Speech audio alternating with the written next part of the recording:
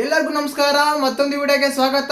ನಾನು ನಿಮ್ಮ ಡಾರ್ಲಿಂಗ್ ಧನು. ನಿನ್ನೆ ಎಪಿಸೋಡ್ ನೋಡಿದ್ರ, ನಿನ್ನೆ ಎಪಿಸೋಡ್ ಅಲ್ಲಿ ಕೆಲವು ಇನ್ನೋಸೆಂಟ್ ಮೂಮೆಂಟ್ ಇದ್ದು, ಕೆಲವು ಕ್ಯೂಟ್ ಮೂಮೆಂಟ್ ಇದ್ದು, ಕೆಲವು ಎಡವಟ್ಟುಗಳ ಮೂಮೆಂಟ್ ಇದ್ದು. ಅದಾದ್ಮೇಲೆ ಕಂಟೆಸ್ಟೆಂಟ್ ಗಳ ಫ್ಯಾಮಿಲೀಸ್ ಎಲ್ಲರೂ ಕೂಡ ಗಿಲ್ಲಿಗೆ ಫೇವರ್ ಮಾಡ್ತಾ ಇದ್ರ.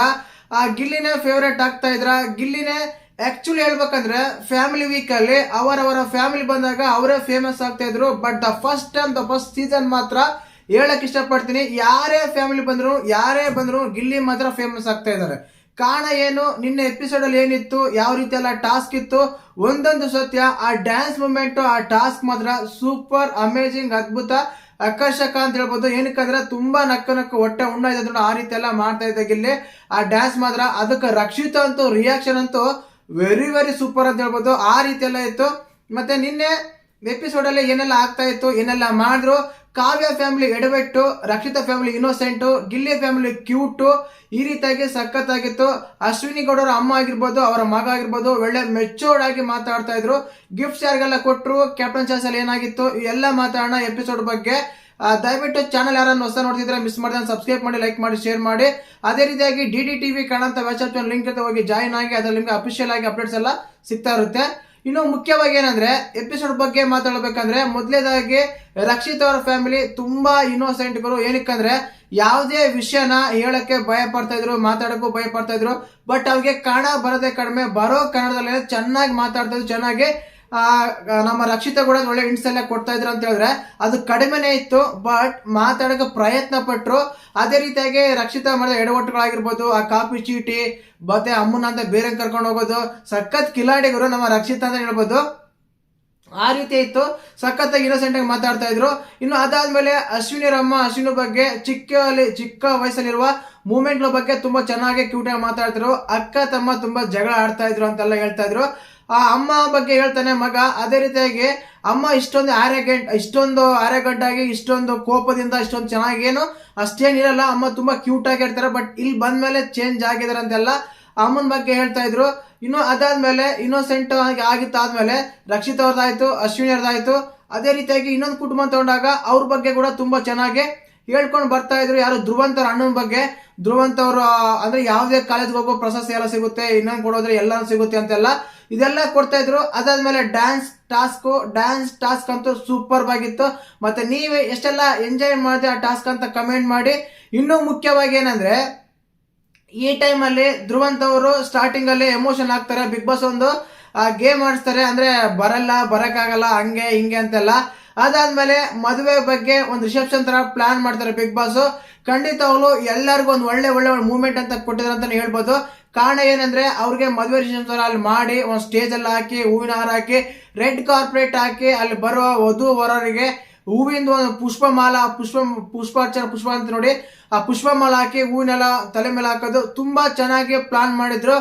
ಹೊಸ ಒಂದು ಜೋಡಿಗೆ ಅದ್ಭುತವಾಗಿ ಬಿಗ್ ಬಾಸ್ ಅವರು ಪ್ಲಾನ್ ಮಾಡಿ ಕರ್ಸಿರಂತಾನೆ ಹೇಳ್ಬೋದು. ಇದ್ರ ಬಗ್ಗೆ ಕೂಡ ಕೆಲವೆಲ್ಲ ಟ್ರೋಲ್ ಮಾಡ್ತಾ ಇದ್ರು, ಯಾರ್ದಾನ ಮದುವೆ ಇದ್ರೆ, ಎಂಗೇಜ್ಮೆಂಟ್ ಇದ್ರೆ ಬಿಗ್ ಬಾಸ್ ಮನೆಯಲ್ಲ ಹೋಗಿ ಅಂತ. ಬಟ್ ಅದೆಲ್ಲ ಏನಕ್ಕಂದ್ರೆ, ಅವರು ಇಷ್ಟು ದಿನ ಬಿಗ್ ಬಾಸ್ ಮನೇಲಿ ಇದಾರೆ ಧ್ರುವಂತ್ ಅವರು ಅಂದ್ರೆ ಅದ್ರ ಬಗ್ಗೆ ಕೂಡ ಒಂದು ಕನ್ಸರ್ನ್ ಇರುತ್ತೆ, ಅದ್ರ ಬಗ್ಗೆ ಕೂಡ ಒಂದು ಪ್ಲಾನ್ ಇರುತ್ತೆ. ಏನಕ್ಕಂದ್ರೆ ತುಂಬಾ ಜನ ಅವಕಾಶ ಸಿಕ್ಕಲ್ಲ ತುಂಬಾ ಚೆನ್ನಾಗಿ ಉಪಯೋಗಿಸ್ಕೊಂಡಿದ್ದಾರೆ ಅಂತಾನೆ ಹೇಳ್ಬೋದು. ಅದಾದ್ಮೇಲೆ ಆಲ್ಬಮ್ ಅಲ್ಲಿ ನೋಡ್ತಾರೆ, ಸ್ಟೇಜ್ ಮೇಲೆ ಎಲ್ಲ ಫೋಟೋ ಎಳಿತಾರೆ, ಸ್ಟೇಜ್ ಮೇಲೆ ಎಲ್ಲ ಸ್ಟಿಲ್ಸ್ ಎಲ್ಲ ಕೊಡ್ತಾರೆ. ತುಂಬಾ ಅಂದ್ರೆ ತುಂಬಾ ಚೆನ್ನಾಗಿತ್ತು. ಇನ್ನು ಅದಾದ್ಮೇಲೆ ನಮ್ಮ ಗಿಲ್ಲಿ ಅವರ ಫ್ಯಾಮಿಲಿ ಬರುತ್ತೆ. ಎಕ್ಸ್ಪೆಕ್ಟ್ ಮಾಡಲಿಲ್ಲ, ಸಖತ್ತಾಗಿ ಚೆನ್ನಾಗಿ ರೆಡಿಯಾಗಿ ಬಂದಿದ್ರ ಅಂತ ಹೇಳಿದ್ರೆ ನೀವ್ ಹೇಗಿತ್ತು ಅಂತ ಕಮೆಂಟ್ ಮಾಡಿ. ನಮ್ಮ ಟಗರು ಮರಿ ಮಿಸ್ ಆಗಿದೆ ಅಂತೆಲ್ಲ ಹೋಗಿ ಗಿಲ್ಲಿಗೆ ಕೋಲ್ ತಗೊಂಡು ಹೊಡಿತಾ ಇರ್ತಾರಪ್ಪ. ಅದಾದ್ಮೇಲೆ ಬೇರೆ ಇಸ್ಕೊಂಡು ಹೊಡೆಯಕ್ಕೆ ಪ್ರಯತ್ನ ಪಡ್ತಾರೆ. ಬಟ್ ಅಪ್ಪ ತಡಿತಾನೆ ನೋಡಿ, ಅಪ್ಪನ ಪ್ರೀತಿ ಎಷ್ಟು ಚಂದ ಅಲ್ವಾ, ತಡಿತಾನೆ. ಅದೇ ರೀತಿಯಾಗಿ ಗಿಲ್ಲಿ ಆಗಿರ್ಬೋದು, ಕಾವ್ಯ ಆಗಿರ್ಬೋದು, ಸ್ಪಂದನ ಆಗಿರ್ಬೋದು, ಧನು ಆಗಿರ್ಬೋದು, ಇವರೆಲ್ಲ ಗಿಲ್ಲಿನ ಹೊಡೆಯಕ್ಕೆ ಪ್ರಯತ್ನ ಪಡ್ತಾರೆ. ಆ ಟೈಮಲ್ಲಿ ಹೋಗಿ ತಡಿತಾರೆ. ಗಿಲ್ಲಿ ಅವರಪ್ಪ ಅಲ್ಲೇ ಇರ್ತಾರೆ ಕೋಲ್ ತಗೊಂಡು. ಸಖತ್ತಾಗೆ ಇತ್ತು.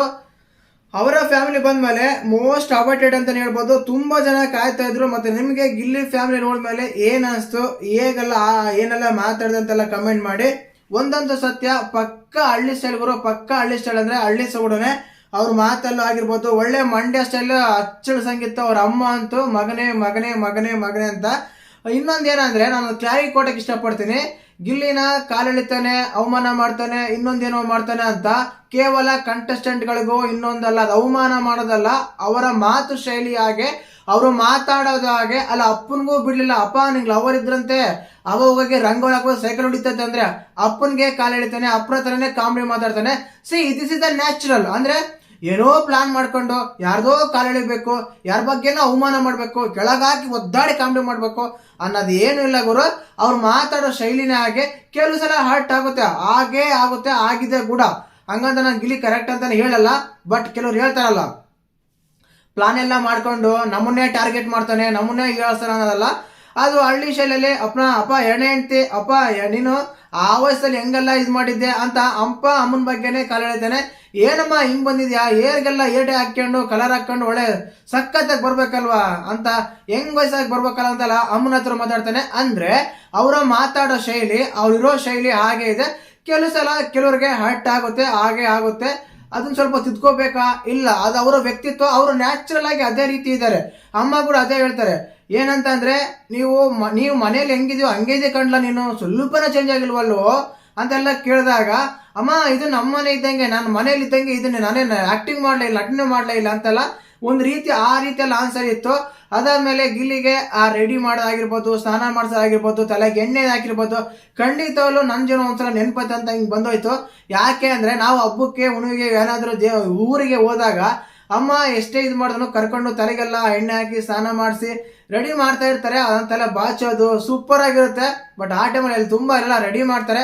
ಧ್ರುವಂತ ನನ್ನ ಜನ್ಮ ಪಾವನ ಆಯಿತು ಸಾರ್ ನಿಮ್ಮನ್ನು ನೋಡಿ ಅಂತ ಯಾರೋ ನಮ್ಮ ಗಿಲ್ಲಿಯವ್ರ ಅಪ್ಪಂಗೆಲ್ಲ ಹೇಳ್ತಾರೆ. ಅದೇ ರೀತಿಯಾಗಿ ಅಮ್ಮ ಕೂಡ ರೀಟಾಗಿ ರೆಡಿ ಮಾಡಿ ತಲೆ ಬಾಚಿ ಬೊಟ್ಟಿಟ್ಟು ಫೋಟೋ ಫ್ರೇಮ್ ಹತ್ರ ಹೋಗಿ ಫೋಟೋ ತಗೊಂಡು ಚೆನ್ನಾಗೆಲ್ಲ ಎಂಜಾಯ್ ಮಾಡ್ತಾರೆ. ಸಖತ್ತಾಗಿ ಆಡ್ತೀಯ ಹಿಂಗೆ ಆಡಂತ ಅವ್ರ ಅಮ್ಮ ಕೂಡ ಹೇಳ್ತಾರೆ. ಕಾಮಿಡಿ ವಿಷಯ ಆಗಿರ್ಬೋದು, ಬೇರೆ ವಿಷಯಗಳಾಗಿರ್ಬೋದು. ಇನ್ನು ಅದಾದ್ಮೇಲೆ ತುಂಬಾ ಚೆನ್ನಾಗಿ ಕ್ಯೂಟಾಗಿ ಇತ್ತಂತ ಹೇಳ್ಬೋದು ಫ್ಯಾಮಿಲಿ. ಇನ್ನು ಮೇನ್ ಆಗಿ ನಾನು ಅಶ್ವಿನಿ ಅವ್ರ ಅಮ್ಮ ಬಗ್ಗೆ ಮಾತಾಡ್ತೀನಿ. ಹೇಳ್ದ ಅಲ್ಲಿ ಸ್ಟಾರ್ಟಿಂಗ್ ಎಲ್ಲ ಹೇಳ್ದ, ಅಲ್ಲಿ ಚೆನ್ನಾಗಿ ಆಡಿದ್ರು. ವೋಟಿಂಗ್ ಅಂತ ತಗೊಂಡಾಗ ಎಲ್ಲರೂ ಅವ್ರಿಗೆ ಕೊಟ್ಟರು ಗುರು. ಖಂಡಿತವಾಗ್ಲು ಕ್ಯಾಪ್ಟನ್ ಯಾರು ಆಗ್ಬೇಕಂತ ಕೇಳಿದಾಗ ಧ್ರುವಂತ್ ಅವ್ರ ತಮ್ಮ ಕೂಡ ಗಿಲ್ಲಿಗೆ ಕೊಡ್ತಾರೆ, ಅಶ್ವಿನಿ ಅವ್ರ ಅಮ್ಮ ಗಿಲ್ಲಿಗೆ ಕೊಡ್ತಾರೆ. ಅದಾದ್ಮೇಲೆ ನಮ್ಮ ಇವ್ರ ಫ್ಯಾಮಿಲಿ ರಕ್ಷಿತಾ ಫ್ಯಾಮಿಲಿ ಗಿಲ್ಲಿಗೆ ಕೊಡ್ತಾರೆ. ಆಕ್ಚುಲಿ ರಕ್ಷಿತಾ ಫ್ಯಾಮಿಲಿ ನಾನು ಆಲ್ರೆಡಿ ಎಕ್ಸ್ಪೆಕ್ಟ್ ಮಾಡಿದ್ದೆ ಅವರಿಗೆ ಕೊಡ್ತಾರಂತ. ಇಲ್ಲಿ ಟ್ವಿಸ್ಟ್ ಆಗಿದೆ ಏನಂದ್ರೆ, ಅಶ್ವಿನಿ ಅವ್ರದ್ದು ಮತ್ತೆ ಧ್ರುವಂತ್ ಅವ್ರು ಕೂಡ ಅನ್ಕೊಂಡಿರಲಿಲ್ಲ ತಮ್ಮ ಅವ್ರಿಗೆ ಕೊಡ್ತಾರಂತ. ಅಶ್ವಿನಿ ಅವ್ರ ಅಮ್ಮ ಕೂಡ ಅವ್ರಿಗೆ ಕೊಡ್ತಾರೆ ಅನ್ಕೊಂಡಿಲ್ಲ. ಆಲ್ರೆಡಿ 4 ಕೋಟಿ ಕಂಪ್ಲೀಟ್ ಆಯ್ತು ನಮ್ಮ ಗಿಲ್ಲಿಗೆ. ಸಖತ್ತಾಗಿ ಚೆನ್ನಾಗಿತ್ತು.